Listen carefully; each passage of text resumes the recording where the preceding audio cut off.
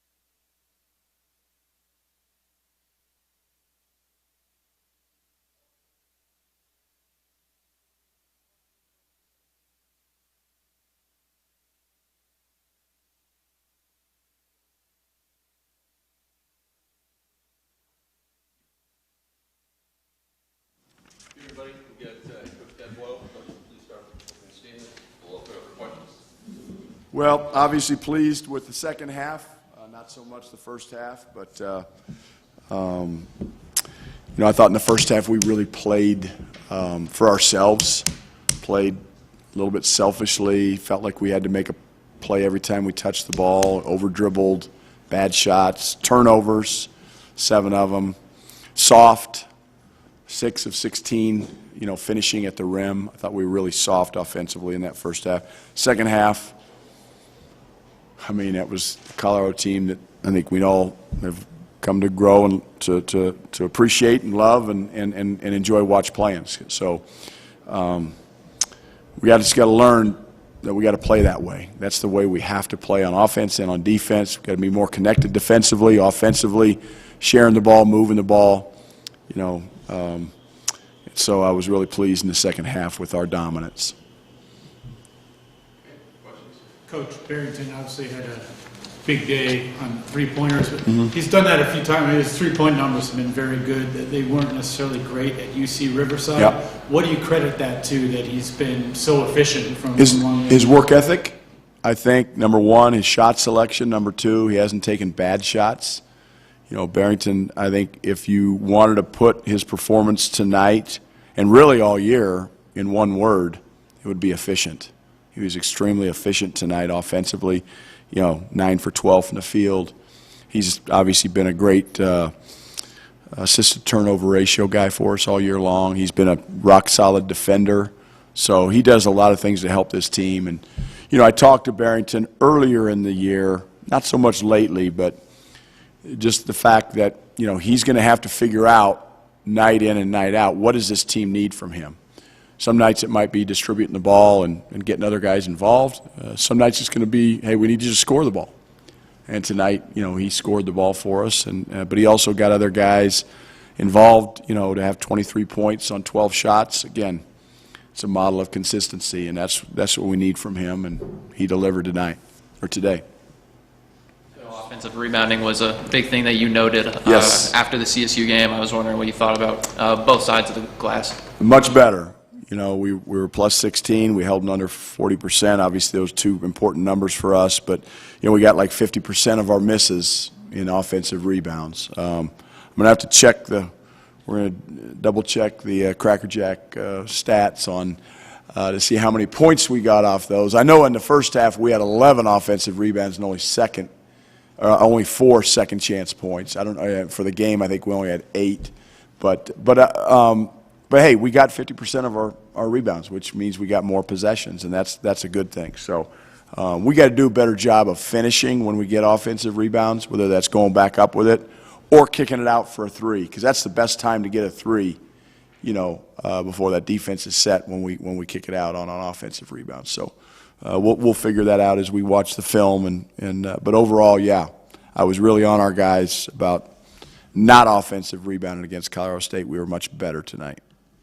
It's kind of become a theme early in the season for this team to have a lot to work on in the first half and then a much better second half. How do you, as you approach conference play, instill that consistency in this team to get to a better first half? It's going to become much, much more important, because if we're playing a Big 12 team tonight, instead of being up 3 at halftime, we're probably down 10. You can't have those kind of performances, you know, for extended periods of time. Now, you know, basketball's a game of runs. We all know that. So they're going to go on some runs, but it can't be a 20-minute, you know, debacle where we're turning the ball over, not finishing, and not guarding. So even though they only had 32 points at halftime, you know, Alabama held these guys to 17 in the first half. So at halftime in the locker room, coach, after that. What's that? We just tell your players to get them going in the second half. Well, I can't tell you everything I told our players, but I just challenged them to play for each other and quit playing for themselves. You know, like, what about that guy to your right? What about that guy to your left? Like, if you'll play for them, this game's so much easier, so much more fun to play. It's so much more fun to watch. It's more fun to cover. It's more fun to coach. Play the game the right way, and on both sides of the ball. And we did a much better job of that in the second half. Isaiah Johnson, 6 assists Yeah. today, and he's had, I think, 3 in the past couple games. His scoring's been pretty consistent from the get-go, but Yeah. as he plays more games, Are we seeing maybe other aspects of his ability, like the playmaking, kind of rise up a little bit? I think so, yeah. I mean, 6 assists, 1 turnover is fantastic. I think he had 2 games in a row where it was 3 assists, no turnovers, so he's become more efficient, in that part of his game. The other thing you have to realize, too, is, now that we've played a few games and people have some film on us, they got a scouting report, early in the year, the scouting report may not have been, as detailed and keying in on him, so he's maybe got some better looks. Now, scouting reports are saying, hey, you better get him off the 3, make him make tough shots and, make him put the ball on the floor. So, yeah, I think as Isaiah, his game evolves, based on scouting reports and matchups, who's guarding him, it'll be harder and harder for him. But that's the beauty of his game is, okay, if you take the scoring away from him, he can have 6 assists and 1 turnover. And I think when you have 2 guards like that, like I think we have with Barrington and Isaiah, really hard to key on one of them. Really hard to key on one. Because if you key on, hey, we're going to take Isaiah's 3s away tonight, well, Barrington hurts you. Hey, we're going to take Barrington's, offense away from him, well, now Isaiah can hurt you. And then we've also got other guys, not just the 2 guards, but other guys that can, make plays as well. And when we have 5 guys out there playing together offensively and defensively, this team can be as good as they want to be. The sky's the limit. Sanders had 6 rebounds tonight, and I was wondering if you could speak on the idea of him being a 4-star prospect and being highly touted, but more so making his impact plays on the glass and through effort plays. Big-time energy. Josiah's playing aggressively. Again, he had I think he and Elijah both had 2 or 3 shots blocked at the rim. He's got to get away from that. It might be a kick out. It might be use the rim as your shield type thing. But his energy and his rebounding were instrumental off the bench for us tonight. Gave us great energy. Jalen Holland, great energy off the bench defensively. Didn't rebound it like Josiah did, but attempted to. And those 2 guys are important to this team. The minutes that they give us. And tonight's minutes were fantastic. Coach, Elijah Malone, he started off the season with a few games where he was playing all aspects of the game, scoring, good rebounding. These last couple games, scoring's taken a bit of a dip, so is the rebounding. Sort of what do you see his trajectory as, and how do you plan to get him back going? Yeah, we got to get his energy level back. His energy level has just taken a dip here the last couple weeks, whether it's in practice, whether it's in the games. And so, whether that's rolling hard off ball screens, whether that's, he is a load down there, but, he didn't finish the ball tonight at the rim like he's capable of. Look, Elijah's got great strength, great skill. He just has to use that to his advantage and understand that, hey, guys are coming to try to pin your shot. Might be an extra shot fake, might be a one more, might be a dump off, might be a left hand finish. He's missed a few dunks. A guy that's 6'11" shouldn't miss dunks. But so I think, just slowing down, but playing with more energy. I think if Elijah can do those 2 things, he's a good player. And we're going to need him. I talked to him, after the Colorado State game. We're going to need him, especially in Big 12 play. Especially some of these games where you're playing more smaller, more athletic bigs. The matchups may not be to his advantage, but as long as he can guard, but he's got to be able to make them pay on the other end, and that's what he hasn't been doing. And we got to make sure we get him the ball, and he's got to finish better, and I think he will. So I got a lot of confidence in Elijah. I know it was only a small sample size and kind of a perfect storm with Sebi picking up a tech and things going on in the first half, but you played a small ball lineup with Alone at the 5, and I was wondering how much that lineup, you foresee that lineup being. Yeah, it could be. There's no doubt. It depends on, who we're playing and what the matchups are, and Alone can, he's a very versatile player. I thought he was not as good as he's been for us tonight. 1 for 6 from the field for him is not, because he's looking to score the ball now. He's an aggressive scorer, which I don't want to take that away from him, but he took too many bad shots tonight. And that's why he's 1 for 6. There's no reason Alone should be 1 for 6 in the field. So, again, scouting reports are going to change for Alone, just like they've changed for Isaiah. And you got to be able to adjust to those scouting reports based upon what they're giving you and what the game is telling you to do. And the game was telling him to pass the ball more tonight than he passed it. And he made a couple really good ones there in the second half, but I think in the first half he really forced things a little bit. You can't play this game with an agenda. You just can't. You got to play the game the right way. Anything else for Coach? Thank you. Perfect.